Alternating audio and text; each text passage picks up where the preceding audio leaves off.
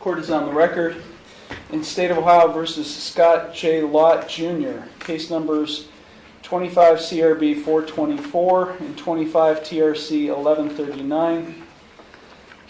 These cases are set for a sentencing hearing today. Mr. Lott is present. He's accompanied by his attorney, Mr. Weatherly, Justin Weatherly.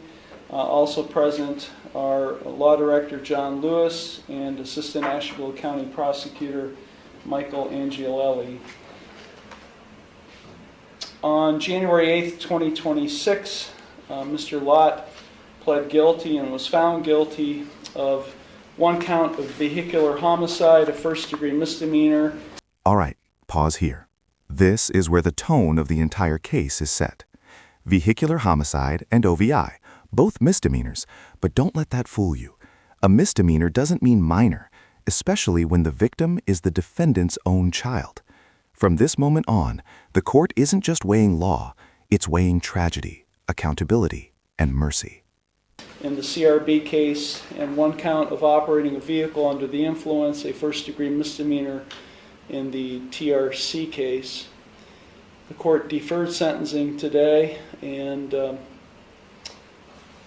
court did receive, just in the last day or two, sentencing memoranda filed by the plaintiff as well as the defendant. The court spent a lot of time reading that sentencing memorandum simply in just the last day. I wish I would have had it sooner. But I guess we're going to proceed to sentencing today. Okay, we will start off as we do any sentencing hearing. Mr. Weatherly, is there anything you or your client would like to say at this time in mitigation of sentence? Judge, I'll start if it's okay. Your Honor, I know that you got a lot of materials with regards to this case, and you got it kind of late. I do apologize for that. I do appreciate the court going through all those materials. I know the court, I'm sure, went through it very diligently, everything. I've got a couple of things that I want to say in this particular situation. Unfortunately, I'm not going to be particularly brief. We know this case started out as an aggravated vehicular homicide. We know that this case started out in the common pleas court. And we know that this was a rather unique circumstance in that this is not a vehicle that travels on the street. It's not a car or a truck. It's an ATV. It was not operated on the car, on the street or a back road or an alley. It was at a private park that involved a huge field where other ATVs were traveling. And we know that the victim in this case is my client's. This is a crucial pivot. The defense is leaning hard into unique circumstances, private property, an ATV, a family outing, and most emotionally charged of all, the victim is his daughter. Translation: the defense isn't denying the loss, they're reframing responsibility. This is strategy, not sympathy alone. So all of those things make this situation fairly unique in circumstance. And the court might be inclined to operate under the suspicion that maybe because of those unique facts and circumstances, that's how the court may have, the case may have started in the county but ended here in the municipal court. I would argue that there are many other factors as to why I wound up here, because this is a very, very tribal case. And as a trial attorney, I wanted to try this case. I wanted to go to trial because I don't think my client's guilty. And I've been in front of enough judges over the last 21 years to know that you can't plead guilty to something and then say, oh, well, I only pled guilty because my attorney told me to. I'm not suggesting that's what Mr. Lott is doing by any means. But I will tell you that I'm not going to sit here and try and live in some sort of fiction where folks that probably aren't guilty of an offense do, in many circumstances and in many courts, actually plead guilty because it's the right thing to do. It's too good of an opportunity to pass up because going to trial, the risk is too high. Going to prison for up to 8 years if the jury gets it wrong is too high a risk. I'm here to say that that's the situation that Mr. Lott was wrestling with in this case. Should a jury have found him guilty in the county court, he would have been facing up to 8 years of mandatory prison time. Obviously, pleading to a misdemeanor where he would be eligible for probation, is an excellent move for someone who might be risk averse. And when Mr. Lott makes this decision, he doesn't just make it for himself, he has to make it for everyone in this court. And these are all the people that weighed in, by the way, and have been weighing in for the last year, and have been weighing in since my client's daughter passed. We're almost at 2 years at this point. Now, why is it that I say that? Well, there's a reason I attached 2 expert reports to this case, Judge. I'm sure you had an opportunity to look at them. Those folks were going to testify at trial. I'll start with the easy one. My client's charged with driving drunk, OVI, is a blood alcohol level of .089. How many times have you seen one that low?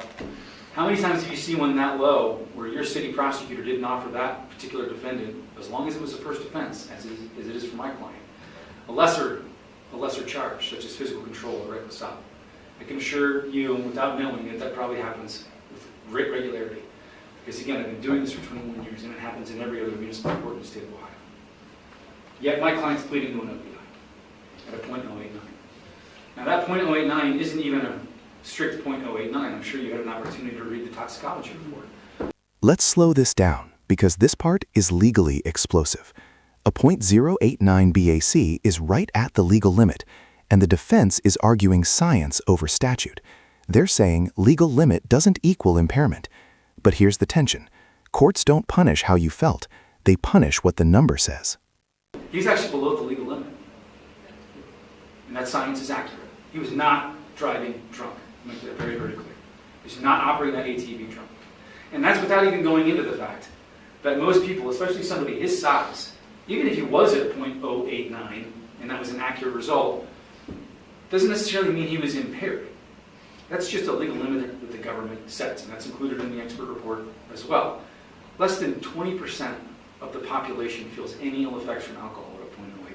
You got to get over a .1 before that happens, and that's for folks that aren't as big and as strong as Mr. Lott is. That's for smaller folks, people that don't weigh as much. That's again in the expert report. So I want to set aside this notion that he was this reckless individual who got drunk and drove his daughter around, and that's why his daughter's no longer with us. He wasn't drunk. Let me make that clear. As far as causation is concerned, we have another expert report by Mr. David Litchoff, who's an accident reconstructionalist, well recognized across the state of Ohio, who indicates clearly that the cause of death here wasn't my client's alcohol consumption, wasn't my client's reckless driving. It was the dangerous terrain at Black Rock, and the fact that neither my client nor his daughter were wearing appropriate safety devices. Even the police acknowledge if they're wearing safety harnesses and helmets, we're not here today. His daughter is likely still with us.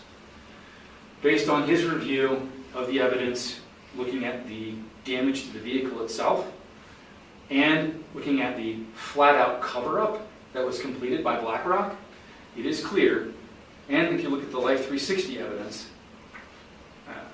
technology has gotten to the point today that it is just ridiculous, but my client's got Life 360, so we know where he was, what time he was there, how fast he was going, and everything. And that stuff works, because I had a law clerk who was helping me with the case all the way out in Sandusky County, and I was late for court. And so I was driving a little fast to get there. And her father called and said, "Why are you speeding in your car?" Because he was following her on Life 360, and she was in my car. This stuff works. And according to the Life 360 evidence, those eyewitnesses who say that he was driving the ATV reckless were simply not correct. Because the Life 360 evidence shows that he was not at any time driving the vehicle recklessly. Moreover, it shows that there was an abrupt stop, in that the damage to the vehicle indicates that while driving through hip-high grass at a reasonable speed, without wearing a safety harness and without wearing a helmet, he probably hit a tree stump. And the tree stump caused the vehicle to flip, for both of them to be ejected, and cause all the damage. So when it comes to driving recklessly, This is where technology enters the courtroom like a silent witness. Life 360 data, speed tracking, location history. The defense is essentially saying, trust the algorithm, not human memory. And that raises a modern legal dilemma. When tech contradicts eyewitnesses, who wins? In causing a death, very confident I would have been able to convince a jury that he was not guilty. Driving drunk, I don't think there's any chance the jury would have found him guilty. And frankly, if I'd have had this case in this municipal court and tried the case for OVI, I'd feel pretty good about my chances there too. And if he'd only been charged with a misdemeanor, I probably would have gone to trial, unless they offered me something I liked. But when you're charged with something where you're facing 8 years in prison, and then you pass up a misdemeanor, a rogue jury can get it wrong and change the life of a family that's already suffered too much. So that's why we're here on this case, Judge. And I wanted to make it clear my thoughts about the facts and evidence in this case, which I believe serve as exceptional mitigation in as far as how this court should be treating my client. Now I will go to a more difficult subject. Purposes and principles of sentencing, whether it's misdemeanor or felony, pretty clear. You are to punish the offender. You are to take into consideration the protection of the public and take into consideration deterring other folks from behaving similarly. Please, someone tell me. I'm waiting. Maybe Your Honor can do it, maybe the state will in their allocution. Tell me what is going to offer more of a deterrent. What is going to be more punishing to my client than losing his own daughter? I'd love to hear it. Because I've done 1,000 sentencing hearings in 21 years, and never once has a judge imposed death upon a client's family member. That's cruel and unusual punishment right there. If someone's going to be deterred from anything that my client may or may not have done to get himself in this situation, it's not going to be a prison sentence or a jail sentence that this court imposes, or a fine, or a... This may be the most emotionally charged argument of the entire hearing. The defense is saying the ultimate punishment has already happened. Losing a child, they argue, is a life sentence no court could ever match. Judges hear this argument rarely, but when they do, it forces a moral reckoning. It's going to be reading in the news that his daughter died. Because everyone agrees there's nothing worse than that. And I'm a parent. So I can say that I would much rather lose my life than either of my two daughters, and I know that my client feels the same way. And I know that my client would replace himself with his own daughter if he had the opportunity. But that's not reality. So, Judge, I wanted the court to be aware of these things from a legal standpoint, and how, legally speaking, a sentence, the pain and suffering that my client already has, affects the responsibilities of this court in imposing a sentence. And I'm not saying those things to speak down to the state or to the court, but it's important that I advocate for my client. And again, I would like to have done so at trial, but it's not me who does the time if the jury gets it wrong. I understand that there's a 15-day mandatory minimum sentence with regards to the vehicular homicide. There's also a 3-day mandatory sentence with regard to the OVI. The OVI sentence can be served in a 72-hour driver's intervention program, and the court has discretion as to run those sentences consecutively or concurrently. I would ask this honorable court to run those sentences concurrently for a total of 15 days, as this court is permitted to do by law. I would ask this court to give my client jail time credit for 5 days that he's already served in this case. And I would ask this court to consider an alternative jail sentence. As this court knows, when an offender is imposed with a mandatory jail sentence, this court does have the option of alternative jail. So for instance, if someone's convicted of an OVI and it's the second OVI within a 10-year period, this court is required to impose a 10-day jail sentence. This court can, however, and probably has, impose an alternative jail sentence of 5 days jail, followed by 36 days of house arrest.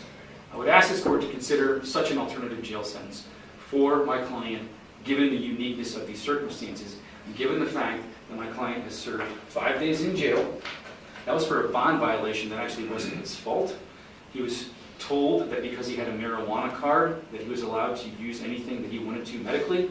He then proceeded to use marijuana at home, and then because he tested positive for marijuana, they violated his bond, explaining to him that yes, he was allowed to have the marijuana card, he just wasn't allowed to use it, which wasn't explained to him when he was first arraigned. He was released. He's had no bond violation since, but Judge, he's been on effective house arrest for 10 months, 300 days. He had a monitor on his ankle for 300 days.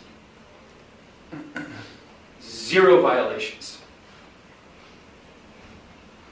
For those reasons, Your Honor, I would ask this court to impose an alternative jail sentence of instead of 15 days jail, 5 days jail, and credit for 10 days for the 300 days that he spent on what was effectively electronic monitoring house arrest with alcohol monitoring. That monitor didn't come off until this court removed it the last time we were here. Judge, that's my request, and as far as sentencing is concerned, my client is clearly a strong member of this community. In 21 years, I've never gotten that many letters for a sentencing memorandum. In 21 years, I've never had this many people in court appearing on a client's behalf. And in 21 years, I've never had a client who was both the defendant and the victim. And as far as that is concerned, Marcy's Law does permit a victim to speak on the behalf of the decedent. And I know my client's wife is waiting for that opportunity when the prosecution goes. So thank you. So you want to reserve that until after the prosecution speaks? I would. Okay. Thank you, Mr. Weatherly. Mr. Angelelli or Mr. Lewis? Mr. Locke going to speak, Your Honor? I'm sorry? Is Mr. Locke going to speak? Okay, I'm sorry. Opportunity? I'm sorry. I'm sorry. Mr. Weatherly, would your client like to speak? He's a man of few words, Your Honor, but he would like to say a few. Go ahead, Mr. Lott. I just regret everything that's happened. It was a good day. Everything, it all went well. And then, I don't know what happened. I wish I did. And now I have to deal with it the rest of my life. Sorry. Thank you, sir. Okay, now Mr. Angelelli. Good afternoon. Thank you, Your Honor. Your Honor, from the state's side as well, let me also apologize for any delays with getting our sentencing memorandum to you. It was primarily providing the law with our recommendation, which I'll elaborate on. Additionally, Your Honor, I did not attach the photographs that I would like to present in court today. I just have a couple of them. May I approach or provide them to your court officer here? I did show them to Mr. Weatherly. I did not want to attach them to the memorandum that we filed, Your Honor. Some of them are sensitive in nature, but I did show them to Mr. Weatherly and then refer to you whether or not you make them part of the final record here today, Your Honor. I just wanted to make sure they were treated appropriately given the sensitive nature of some of them. But in any event, Your Honor, suffice to say that the state has different feelings from the defense in terms of how we believe this case should be resolved from a sentencing standpoint. And I will be very transparent with the court as well, Your Honor, that there are some evidentiary obstacles in this case. That was the basis for the resolution that we reached. The state does strongly believe, Your Honor, that a violation of the law occurred. However, Your Honor, the underlying emotions tied to this case and so forth, quite frankly, as Mr. Weatherly pointed out, it is an emotionally charged case. And the state is cognizant that there was risk on both sides, and they wanted to reach a resolution that still holds the defendant accountable in this case. Deputy Talbert from the Sheriff's Office, who was one of the lead investigators on this case, put a tremendous amount of efforts into it. He should be commended for all of his investigative efforts and so forth. He has continued to see this case through, and that's something that he certainly should be very proud of and deserves to be commended of.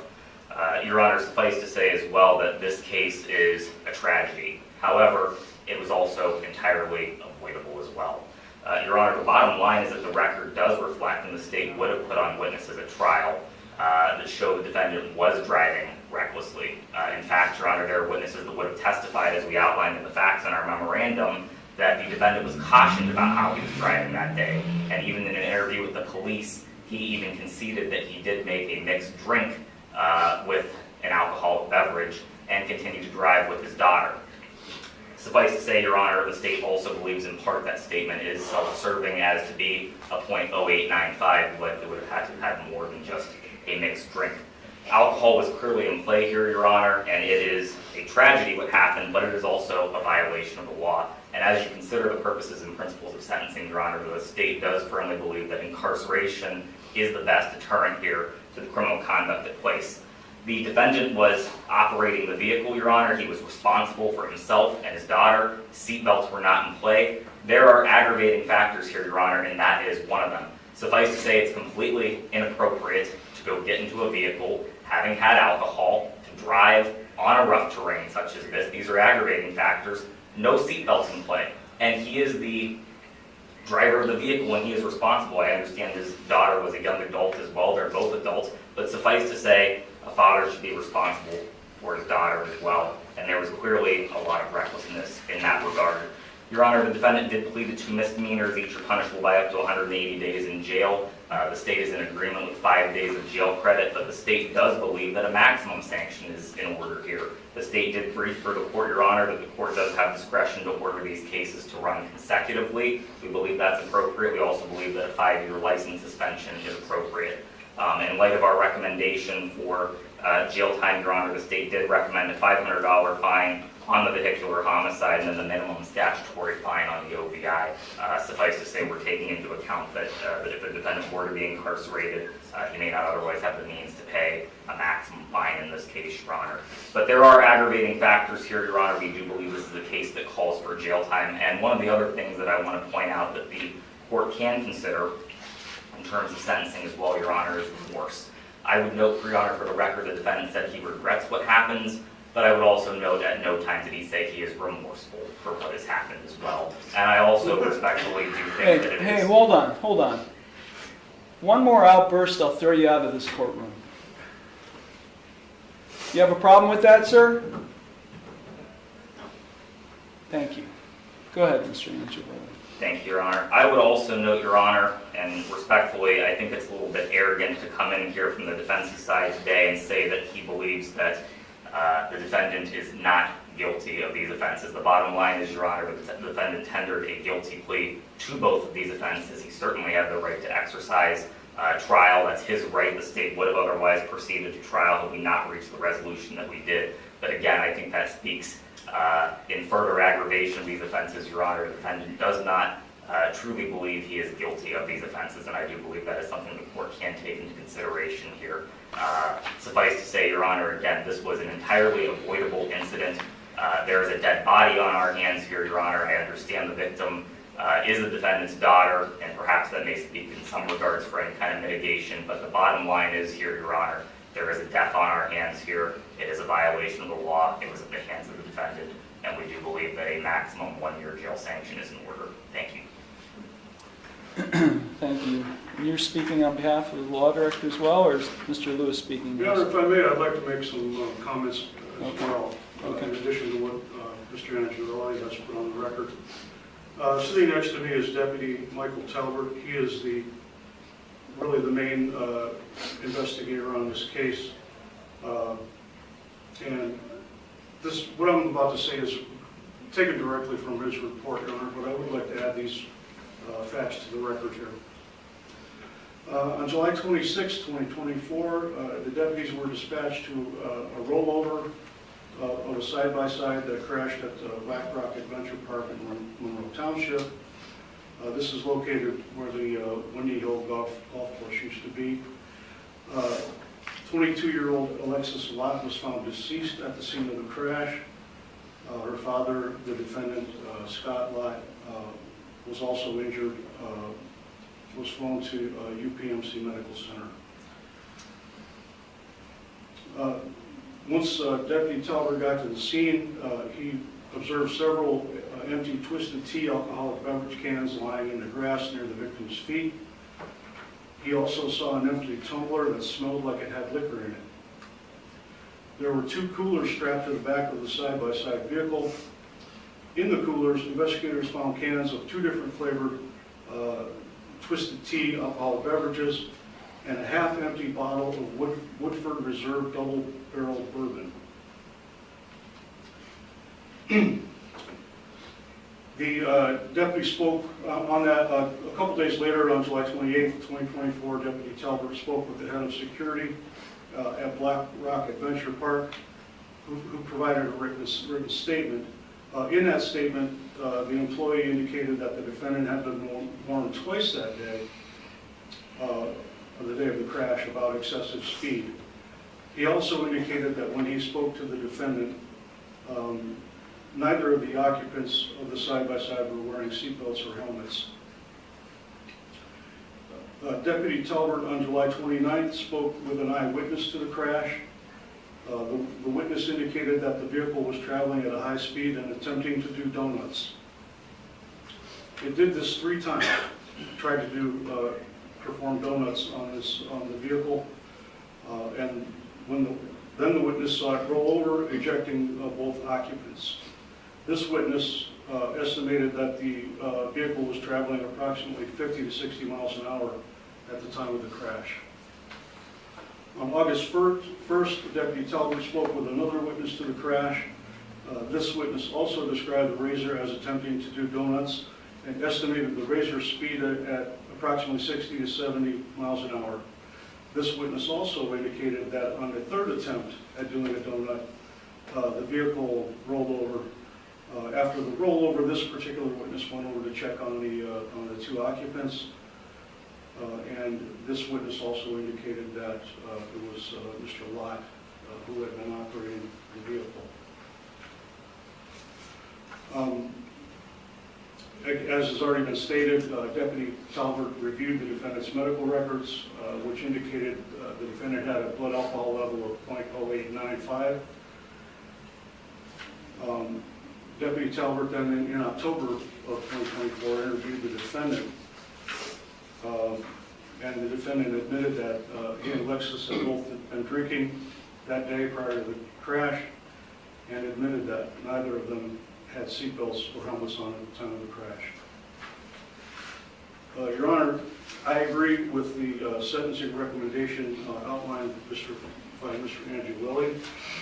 It's my position that there was recklessness here that led to this tragic accident, and not only by the reckless operation of the vehicle, but there was alcohol involved as well, Your Honor.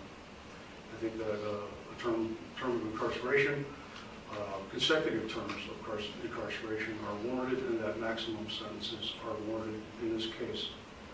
Thank you. Thank you, Mr. Lewis. Mr. Weatherman? Let me respond briefly. Yes, please.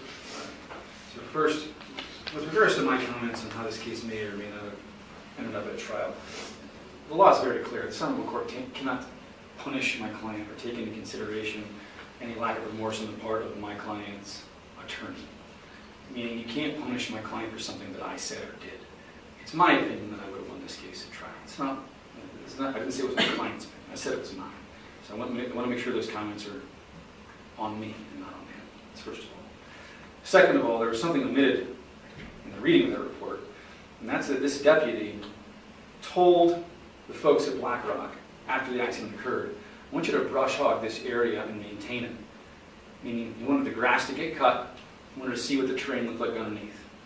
And then when he left to continue doing his job, they took a bulldozer out and they changed the landscape of it against this particular deputy's demands. And when my expert went out there to review the scene, instead of a field with hip-high grass everywhere, there was an indentation left, similar to what would remain if a bulldozer had taken a tree stump out of the ground. So I don't want to only read part of the report. I want to make sure that all of the important parts of that report go in there.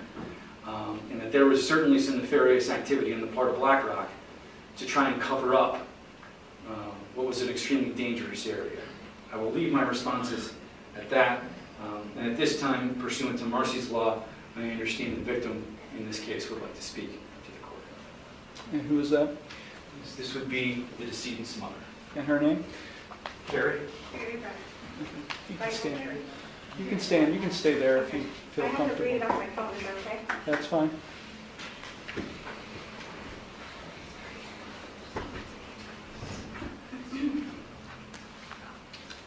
Your Honor, with the court's permission, I'm reading this statement on behalf of my husband, Scott, but also myself and my daughter, Lexi.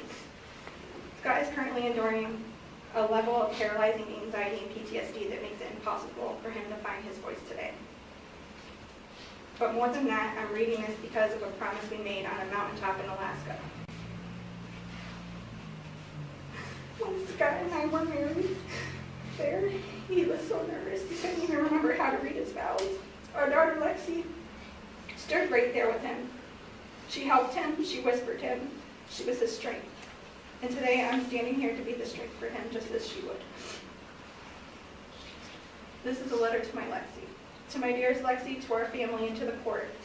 Lexi, I can still feel the cold air on that mountain in Alaska, where you helped me marry your mom. I remember how my hands shook and how I couldn't get the words out, and you were right there, telling me it was okay. I feel you here today, too. I feel you whispering in my ear, just like you did then, telling me it's okay, your girls still have you, Dad. I'm here whispering in your ear, and Mom is holding my hand. You were the light of my life, and that light was extinguished in a moment that haunts every second of my existence. I ask why every single day. Why our beautiful family? I'm so profoundly, deeply sorry for my hand and what happened. Regardless of the legalities of the accusations, I'm the one who is supposed to protect you. That is a father's first and final job. And the agony of failing you is a life sentence I began serving the moment you left us. I took this plea because I could not bear to see your beautiful life reduced to evidence in a cold courtroom. I took it because This is the moment that changes everything. Forget statutes, forget sentencing ranges. This is raw parental grief placed directly in the court's hands. No argument, just loss. Judges are trained to be impartial, but they are still human, and moments like this linger long after the gavel falls. even now, with you in spirit, it is my job to protect you. I wanted your memory to remain sacred and intact, the memory of the beautiful, giddy young woman you are, not a subject of debate. To the court, Your Honor, the man standing before you is pertinent. I'm not here to make excuses while I maintain my perspective on the facts of this accident. I have accepted this plea because I recognize my responsibility, and this is his words. My daughter went ahead of me to heaven after a tragic ending to what had been an amazing day. The only solace I can take is knowing she is so loved and now engulfed in God's light. I ask the court to see that my remorse is not born out of a fear of punishment, but out of an endless love for my child. Every day is a cycle of what ifs and if onlys. The falseness of the narrative doesn't change the truth of my grief. Since that day, my mind has become a place of constant torment. My mental health has suffered deeply because my heart is broken in a way that can never be mended. My anxiety today isn't a fear of jail. It's the manifestation of a father who lost his life in his heart. I am sorry for the pain. This is to the family. I'm sorry for the pain this has caused all of you. I'm sorry for the hole in our lives that can never be filled. I hope that by standing here today, we can finally begin the process of honoring Lexi's memory in peace rather than conflict. Lexi, I would give my own life 1,000 times over to have you back for a single second. Mom is holding my hand right now, just like you are too. Your Honor, as Scott's wife, Lexi's mom, we've suffered immensely through this entire process. As Lexi's mother and Scott's partner in life, I've seen and felt the pain of this tragic accident. I've held Scott as he's on the ground and I'm fall wailing and crying for Lexi to come back and to take him instead. Our life will never be the same. Jail won't change that. None of this will change that. We will never be who we were previous to this accident. On top of the pain of losing Lexi, we have been faced with major legal obstacles that have compounded our grief and made our life even more not worth fighting for it.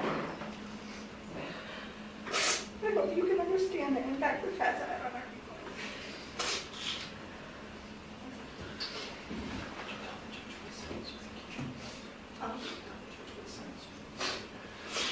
honestly, we're requesting that he just get probation.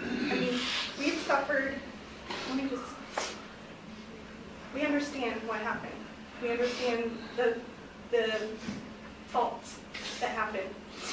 We also are a little confused because this is a place where you ride side by sides and jump holes and go in the mud and do all these things that are reckless. But that's what it's just confusing to us, to say the least. And on top of it, they sell alcohol there. They promote alcohol and bringing your own alcohol. It's all the environment was set up not for success for the community. Really, I think the only thing at this point is probation I can't really afford anything else anymore. Like, we paid $500 a month for a bracelet on his leg. He never had a violation. Alcohol is not a problem for him. He's never been. That's not a thing. End up being a moment in time, unfortunately. I just ask that you give leniency on that.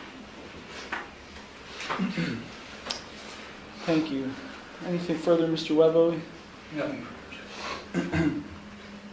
I just have one question, Mr. Weatherly. Was your client warned twice before this happened?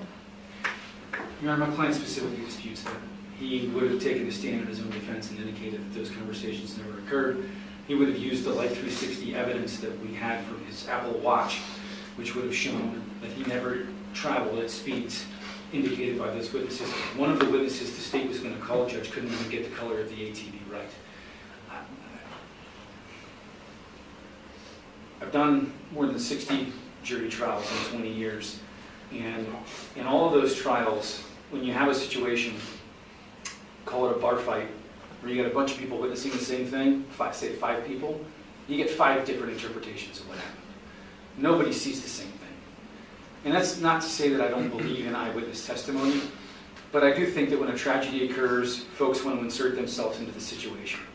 And in these situations, I trust technology a hell of a lot more. And I trust folks who are just standing by, offering their opinion a day or two later to a guy with a badge and a gun. And that's no disrespect to the deputy. I would agree, he did a great job. He investigated the hell out of this thing. He worked really hard to get those medical records, and I'm glad he did, because it showed that my client wasn't drunk. But yeah, my client disputes ever having been warned, ever having had any conversations about excessive speeds, ever doing donuts or any of the like. There's all these ATVs around everywhere, Judge, and who's to say that these witnesses can actually pinpoint that his was the one that was doing those things? I trust the Life 360 evidence. I trust my client's testimony that prior to the accident he wasn't driving aggressively, because that's not what he and his daughter like to do. Thank you. So help me understand, counsel, as I was studying the 2903.06 in the vehicular homicide section, where does it say that this is a mandatory minimum 15 days? Because he was convicted under the A3A section. The mandatory 15-day period falls actually under the A3B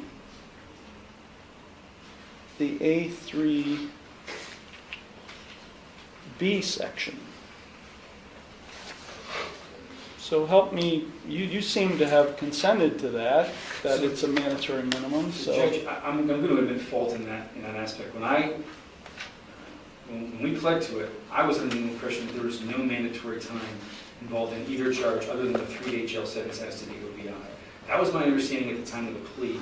I also had a conversation with my client about potentially vacating the plea because I know that this is a very experienced court, and this court did indicate to my client at the time of plea that there was a 3-day mandatory jail sentence as far as the OVI was concerned.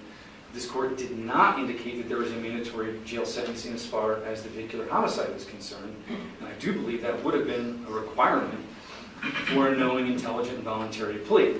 And I wasn't aware of it, and I didn't advise my client of it when he pled to it. I didn't become aware of it until I read the sentencing memorandum authored by the state, and frankly I read it rather hastily and assumed it was correct. So I withdraw any concessions on my behalf because I wasn't aware of it at the time of the plea, and I don't believe that it does apply. I just understand that it was in the sentencing memorandum authored by the state, and I certainly don't think it should be imposed, that any jail sentence should be imposed in this case. So for my side, Your Honor, that's my fault. I don't deal with a lot of misdemeanors, and so I wasn't real familiar with that one. I will say that there was a lot of confusion going into the plea.